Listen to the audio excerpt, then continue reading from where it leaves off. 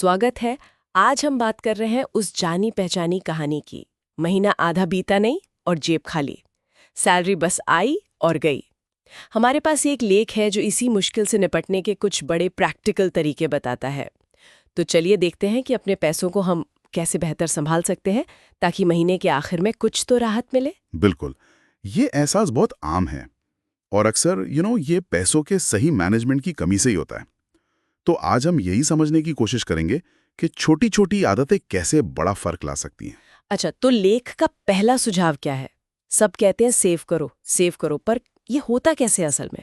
देखिए, लेख सबसे पहले कहता है बचत को प्राथमिकता दीजिए। मतलब पहले बचाओ फिर खर्च करो वाला फंडा।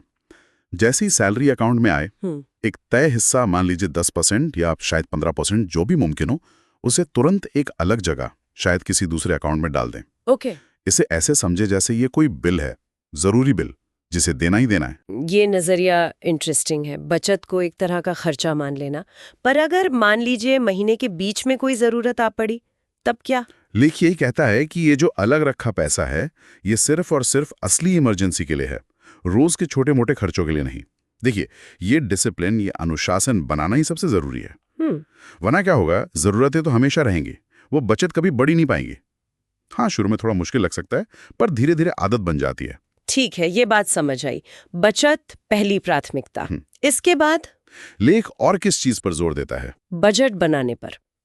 अब हाँ, मैं जानता हूँ ये शब्द सुनते ही कई लोग सोचते हैं, अरे यार फिर वही बोरिंग काम। हाँ, लगता था है थोड़ा। पर लेख का तर्क बिल्कुल साफ है। बिना अंदाजे के आप खर्चों को कंट्रोल में रख ही नहीं सकते। और देखिए, ये कोई बहुत डिटेल्ड कॉम्प्लिकेटेड एक्सेल शीट बनाने की बात नहीं हो रही है। अच्छा, तो फिर कैसा बजट? बस एक मोटा मोटा हिसाब। हाँ। कि भाई पैसा आ कहाँ से रहा है और जा कहाँ रहा है। खासकर जो बड़े खर्चे हैं, जैसे किराया, बिल, राशन, आना जाना, कोई ईएमआई है तो वो। हाँ, ये हिसाब रखना ही कई बार मुश्किल हो जाता है। क्या लेख इसे आसान बनाने का कोई तरीका सुझाता है? बिल्कुल।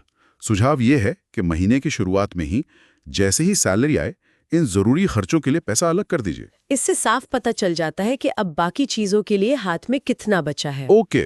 इससे होता क्या है कि जो फिजूल खर्ची है ना, उस पे अपने आप थोड़ी लगाम लगती है, क्योंकि आपको अपनी लिमिट पता होती है। ये एक तरह से आपके खर्च का रोड मैप बन जाता है। समझ गई। तो पहले बचत अलग की, फिर जरूरी खर्चों का पैसा अलग किया। अब बात करते हैं खरीदारी की।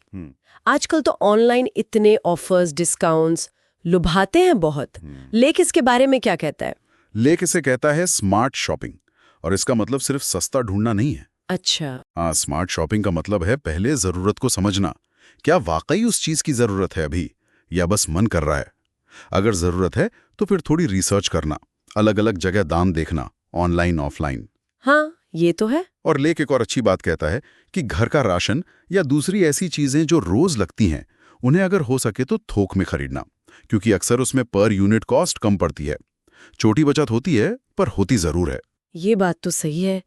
कई बार हम ऑफर्स के चक्कर में वो भी खरीद लेते हैं जिसकी शायद उतनी जरूरत ना हो। और वो जो छोटी छोटी फिजूल खर्ची होती है, जैसे कभी बाहर कॉफी पी ली, कभी कुछ स्नैक्स ले लिए। बिल्कुल। लेख इस पर भी ध्यान दिलाता है। ये छोटी लगने वाली फिजूल खर्ची महीने के अंत तक एक बड़ी रकम बन जाती है, और ये अक्सर हमारी आदतों से जुड़ी होती है। जैसे कि बोरियत में फोन पर शॉपिंग एप्स देखते रहना, या रोज बाहर का खाना खाना, या वो रोज की कॉफी। लेख एक बहुत सीधा सा सुझाव देता है, कोशिश करें ज्यादातर घर का बना खाना खाएं। हाँ, बिल्कुल सही। और इसे देखिए, पैसा तो बचता ही है, सेहत भी बेहतर रहती है। तो लॉन्ग टर्म में सोचें तो डॉक्टर के खर्चे भी कम हो सकते हैं। ये असल में माइंडफुल स्पेंडिंग है। मतलब हर बार खर्च करने से पहले एक पल सोचना, क्या ये वाकई जरूरी है या इसके बिना काम चल सकता है। तो अगर हम संक्षेप में देखें, लेख के मुख्य सुझाव हुए, सबसे पहले बचत करो, उसे एक बिल की तरह समझो। फिर एक मोटा सा बजट बनाओ ताकि पता रहे पैसा जा कहाँ रहा है। खरीदारी करने से पहले सोचो, तुलना करो, और हाँ, छोटी छोटी आदतों वाली फिजूल खर्ची पर नजर रखो। हाँ, बिल्कुल सही। और ये सब टिप्स अलग अलग नहीं है, ये सब आपस में जुड़े हुए हैं। जैसे बजट बनाने से ही पता चलेगा कि फिजूल खर्ची कहाँ हो रही है। स्मार्ट शॉपिंग आपको बजट में रहने में मदद करेगी। ये छोटे छोटे कदम हैं, पर मिलकर असर बड़ा करते हैं। सुनने में तो ये सब काफी प्रैक्टिकल